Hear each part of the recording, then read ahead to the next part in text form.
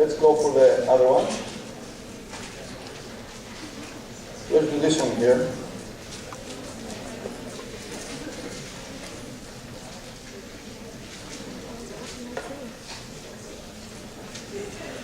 That's 3 years ago, isn't it? Winter 2009, 2009. Yeah. No, wait. 3 years ago. 3 years ago, things were very different. How things have changed in life.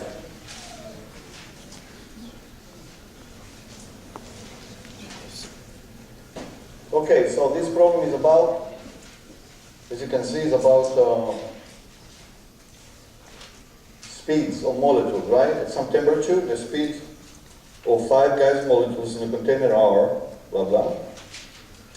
The mean speed and root mean square speed of the molecules will be. So you need to remember, or if they're in the last page of your exam, actually these are kind of not hard really equations to remember. What is the mean speed and what is the mean square and the square root mean. Remember that these all speeds are average speeds, right? They are all average speeds. And that means you have a great collection of molecules. In this case, we just have 5, just for the purpose of pedagogical reasons. Don't want to have too many. So how are you going to do that? You just have to already apply the equation, right? So in this case, the mean speed, just like the average, right? So you just have to take the speed of every one of them as the sum, u1 plus u2 plus blah blah, u5. You have 5 of them divided by the number of speeds. And if you put the numbers there, you should find 5.7 meters per second. Okay, that's pretty easy. So if you want to find out the well, it tells you to find out root mean square speed. Before you go to root mean square speed, you have to find out the mean square speed before you go to the root, right? Before you go to the root, you have to find the mean square speed, which is designated like this, square average. It's just a definition. And instead of have speeds, you have square speeds, that's all. So you have these squares. Every speed is squared now. That's the only difference. Divide again by 5 because there are 5 particles. Okay, if you put the numbers, now it will come up, of course, more. 34 meters squared second minus 1. And because the problem now is asking you this is theory, right? 3. And because the problem is asking you the root mean square speed, right? The root mean square speed should be just the square speed of this. The root mean square speed is this thing here, which looks complicated but it's really not. It's just the square speed of it, right? So it's going to be equal to square speed of that number, 34 square meters second to minus 2.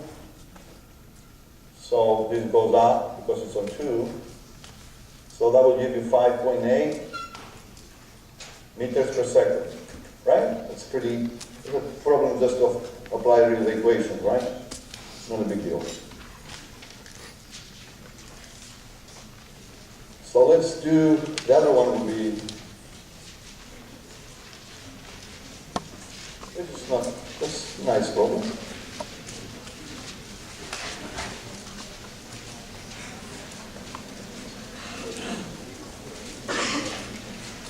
I guess I should go to the other side, so these people are going to be crying from there. Right?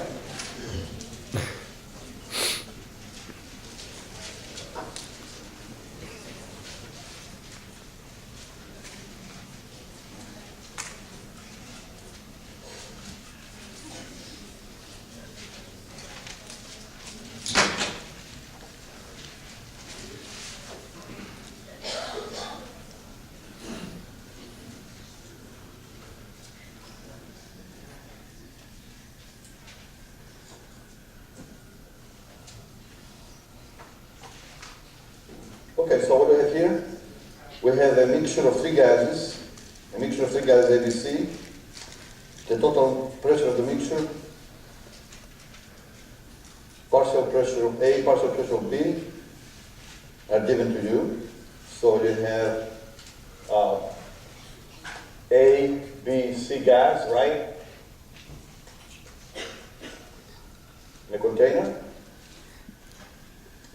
So the total pressure is given to you.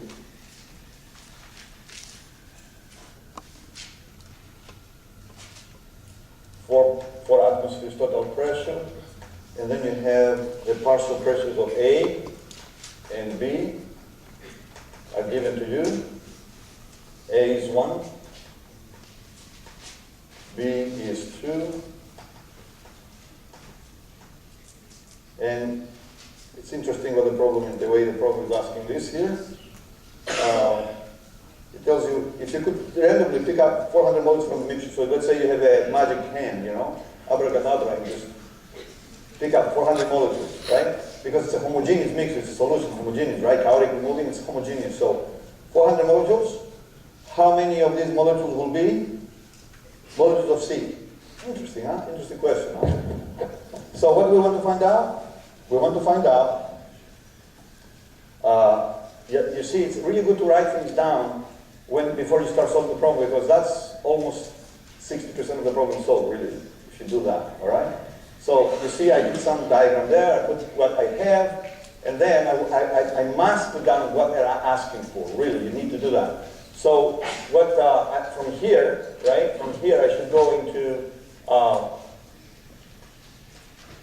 I'm going to go into this thing here. How many, what, molecules of C, or no molecules of C per, what? 400 molecules of mixture. Okay? Okay, so the first thought that comes to mind will be, in this kind of problem, okay, what do I want to do? I want to find the ratio of molecules to molecules, right? And what I have is partial pressures on P total. Wait a minute. Does that relate to one another? Is there any relationship between the two? You see, that's the way you think automatically when you take the exam, just like really fast, right? Partial pressure, as you know, for a gas, right? Partial pressure of a gas is related to the total pressure, because you see, partial pressure, total pressure, how do they relate? You know how they relate. The partial pressure is mole fraction, right? Times the P total or mixture, whatever you want to call it. Okay, of some gas, let's say gas, how you want to call it? PG. Right? The pressure of the gas, the mole fraction in the mixture times the total pressure of the mixture. Okay, so this problem is giving us both. This is the relationship between them. And this mole fraction relates to what? It relates to ratio of moles. Moles of the gas divided by the number of moles of all the gases. Right? And so the partial pressure relates to the mole fraction. The mole fraction relates to a ratio of moles, but always ratio of moles is also a ratio of particles, in this case ratio of molecules. There you go, we are there, right there. You see that? You see the connections? So if we want to go to that ratio then, the only thing I need is the number of moles, right? You see this kind of thinking you will do when you go to organic all the time. You have to learn to do it now. You don't learn to do it in high school. Okay? You can go backwards. If you have the reader, it's a good thing there, how to study. You do solve problems in general in 3 different ways. You can do analysis, you can do synthesis, or you can do both. In other words, if you want to go from 1 to 5,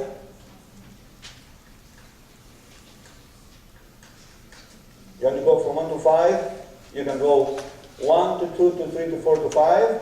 That's one way of solving a problem. You can go backwards and say, I want 5. So if I want 5, I must have 4. If I want to find 4, I need to find 3. And if I want to find 3, I need to find 2. If I need 2, I need to